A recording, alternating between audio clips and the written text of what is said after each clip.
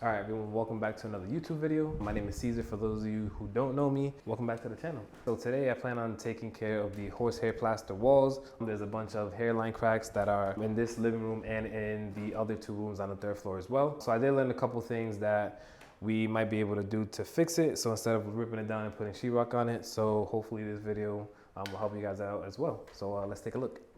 All right, so a couple of things that you will need is a drill. And one thing that I did buy that was mentioned was you need a masonry bit, 3/16. It looks like this right here has a different end to it. So that way it doesn't, whenever we're drilling holes on the left and right side of this crack, it does not penetrate the lath that's behind it.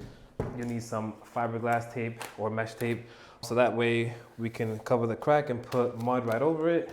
Next thing you will need is plaster washers. I bought these at Lowe's.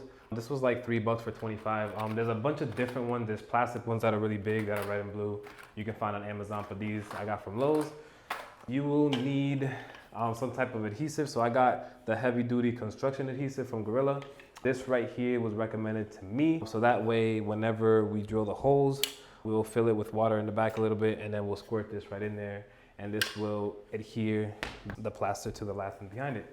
You'll need a water bottle. They have something called, what was it? I think it was like Plaster Willy repair kit. It was gonna take like 2 weeks for me to get, so I just got some water.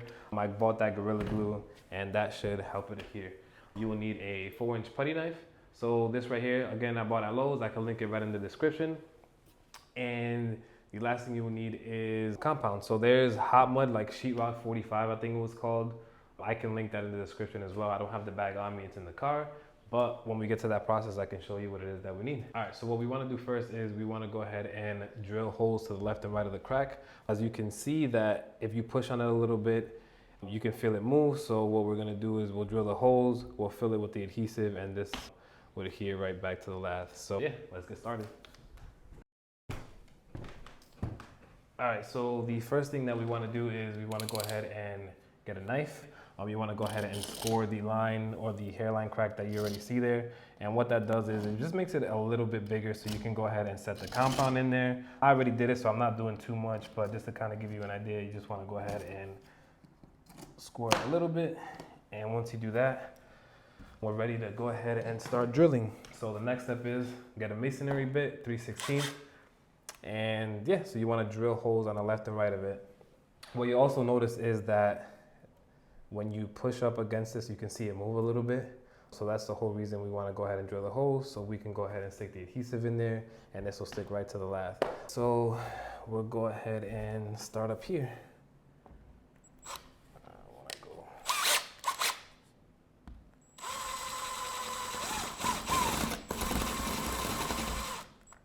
Yeah, as you can see, I didn't drill through the lath. There is a space between the lath from each one. I just forgot how much it is. I think it's like 1/8 of an inch. If you go right through it, just go ahead and make another hole right under it. Also, if you know you did go through it, just mark it with a pen, so that way you know not to put any adhesive there, because it's not gonna stick. So we'll go ahead and do the same thing right on this side here.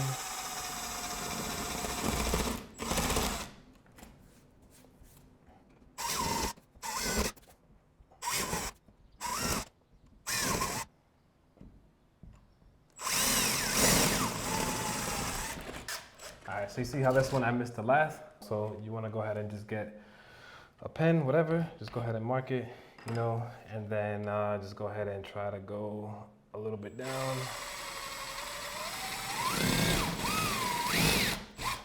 And there we go. That one hit right there. And then we just keep going down.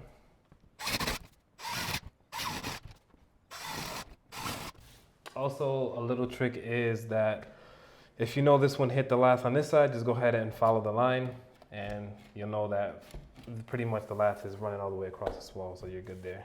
And then just keep drilling down.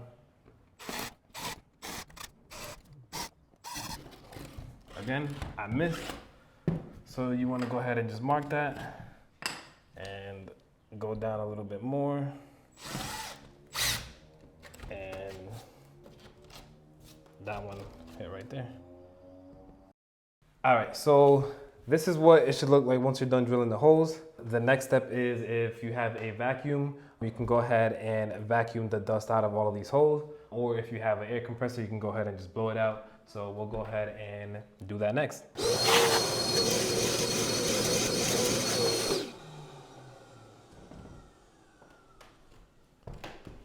All right, so the next thing we're gonna do is we're gonna go ahead and squirt the water right into all of these holes. You can just use any plastic bottle. I bought one of these at Lowe's for like $1.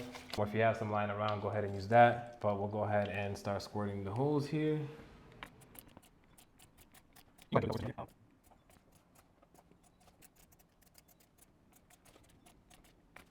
right, once you're done squirting the water, you can go ahead and just go ahead and clean it up a little bit. All right, so once you're done wiping off the walls, the next thing you want to do is you want to go ahead and grab your Gorilla Glue heavy duty adhesive. Again, this is what it looks like right here. And if you go ahead and take the tip and you stick it into one of these holes, you can kind of see how much of the plastic you need to cut off. I already cut mine off, but you can go ahead and finger mark it, grab one of your knives, and just go ahead and break the tip off. And once you go ahead and do that, the next step is to just go ahead and squirt the adhesive in. Actually, funny, it's not even open. All right, so you want to go ahead and grab your knife and go ahead and cut a piece of it off. For me, for some reason, I tried to puncture it with the caulk gun. It did not work. So we'll go ahead and screw this back on here. Put that down. Put this back into the caulk gun. And let's try this again. There we go. I can see it coming out now. So what we want to do is you want to probably give it a few good pumps.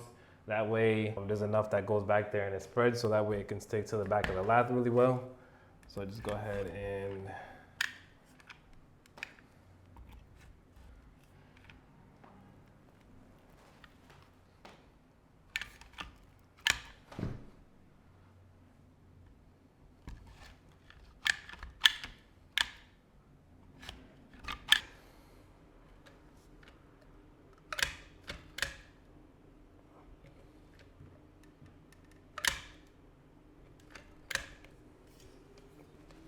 all right, so once you finish filling in all the holes, you can go ahead and just clean some of it up, all the excess that's on the outside. You can use a paper towel, microfiber cloth, whatever you guys want to use. Now, what we need to do is we want to go ahead and install these washers. Like I said, you can find them online. Link these when I got these from Lowe's. But pretty much what you want to do is you can go ahead and grab like a 1-inch drywall screw. Since I've been renovating, I've been finding a bunch of screws lying around. So what you want to do is you want to grab one of the screws, you'll push it through. And what this is going to do is it's going to push back the plaster right against the lath. You don't want to go too hard so it like breaks it even more, but this will like push it up against it. So that way it'll adhere a lot better. So we will take off the masonry bit. We don't need that anymore. And I will go ahead and swap it for a normal Phillips head right here. So once you swap it for a Phillips head, what you want to go ahead and do now is you can push it right into the same hole that it was in. And that's what I do. So if you go ahead and just push that there.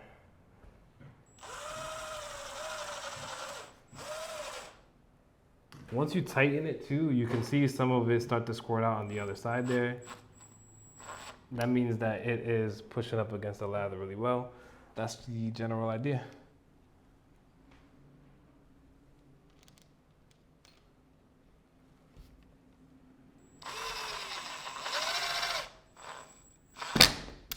Yep, and you can see that it pushed it right up against the wall really well. I don't feel it moving anymore, which is really good. And you can see it start to squirt out a little bit here as well. And that's what you're looking for. All right. All right, so now that we have the plastic washers on the wall, the only thing left to do is to let this dry overnight. We'll come back tomorrow, we'll mix up the compound, we'll add the fiberglass tape for the seam, we'll cover that with the mud, we'll smoothen this all out, and then we'll do that to the rest of these cracks here on the wall. So I will catch you guys tomorrow. Welcome back to day 2. So what we have to do today is we're going to remove the plaster washers that we installed yesterday. We're going to mix the mud. So we have sheetrock 45 or easy sand 45 here in the United States. I'll show you what that looks like in a minute. We're going to mix that. Then we're going to apply it to the crack. And once we do that, we'll let it sit for about 45 minutes to an hour, and then we should be able to sand it out, maybe apply one more coat, and then this whole wall should be ready for primer. Let's get ready for it. All right, everyone, so I wanted to give you a close-up of what the wall looks like. You can see that these are the plaster washers that we installed yesterday. We can go ahead and remove this now that the wall is rock solid. The adhesive, you can see a little bit coming out of the holes here, but what's great is that there's no more movement. Everything is stuck right back to the lath that's right behind the wall. So this is one of the cracks that we're gonna go ahead and mud today. And then I'll pan over here to the left. You can see another one that we have here. And then we have these two cracks here as well. That one looks a little bit more damaged, but we should be able to cover it up with the mud really well. And then a little bit more to the left. These, luckily, I didn't need to screw and put the plaster washers on. There's no movement here, which is great. So we can just go ahead and tape and mud that as well. So yeah, let's get started. All right, so first what we want to do is we're going to go ahead and remove the plaster washers. So we'll go ahead and do that first.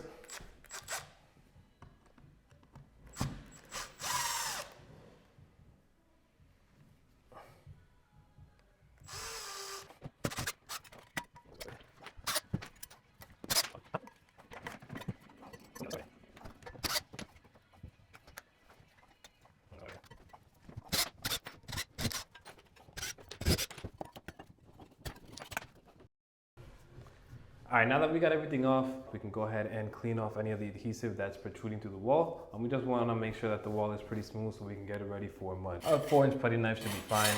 It looks pretty smooth to me. I don't really see anything sticking out too bad. All right, so yeah, I'll go ahead and remove the plaster washers from the other 3 cracks that I have on the other side, and we'll get ready for mud.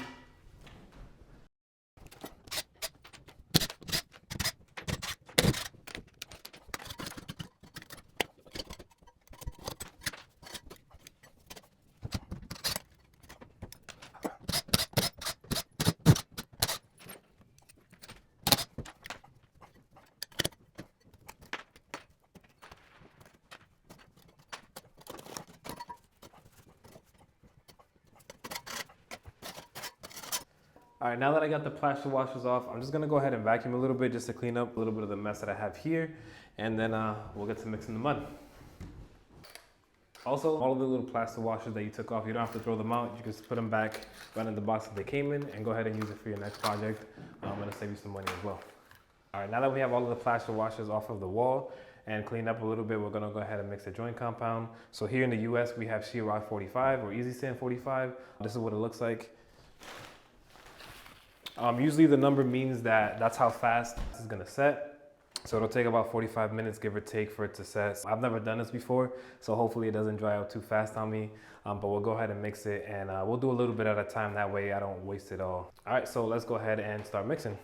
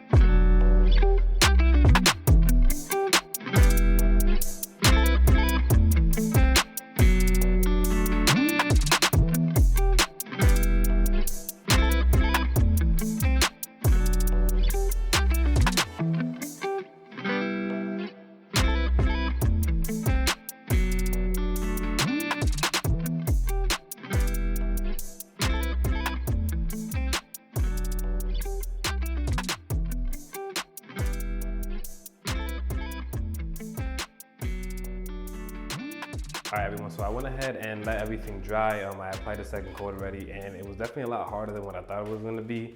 A learning experience for me as well. I think I should have gotten something that dried a little bit slower, so instead of the compound 45, I could have got something that was like a quick set 90 or anything higher than that, or even just a regular lightweight compound. That probably would have been helpful as well.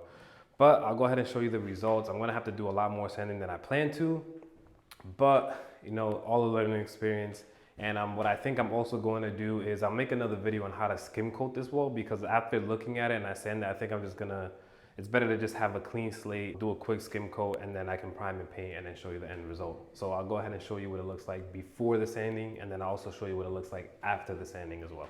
All right, everyone, so this is what it looks like after it dried. As you can see, it's applied super thick. I wasn't great at feathering. I think I was doing it wrong, but now I learned how to do it the right way. So I might have to end up redoing certain spots, because I can see some of the tape like right over here. You can see it a little bit there, but all a learning experience. I'll sand it down. And like I said, I'm gonna end up skin coating the wall. You can see it's just like super dirty. You can see some patches like here and there in certain areas. So I'll probably end up doing another video on how to skim coat this wall, because that's probably what's gonna end up happening, just to have a clean slate. So, all right, so I sanded down most of the cracks that I had in the wall. Everything's still a little bit rough. I'm gonna have to do a lot more sanding, but this is all a learning experience for me. It turned out all right. I wish it was a little bit better, but I guess I get to see my progression as time goes on. I just wanted to post and track all of the videos as I start renovating my home here. All right, guys, well, that is it for me. Like I said, I wish it turned out a little bit better. Hopefully, if you guys follow the steps in this video, you have better results than I did. First time doing this, it didn't turn out too bad. Have a lot of work to do to fix it, but if you guys did it right, you can go ahead and prime paint. You should be good to go. I'm gonna go ahead and put a lot more videos of renovating this home. It's a 1930s home. I'm pretty excited. Me and my wife got it. It's a 3-family. So yeah, I just wanted to see how everything's gonna turn out as time goes on. And once everything is all set, we'll be ready to move in. So yeah, tune in for that. Go ahead and subscribe to the channel if you guys want to see everything else that we're doing to this home. Also, if you guys have any tips for me, please leave them down below, because I need it, as you can see. But it's going to be a lot of fun, a lot of hard work, but we'll get it done. So until next time, guys, I appreciate you for tuning in, and I'll see you then. Peace.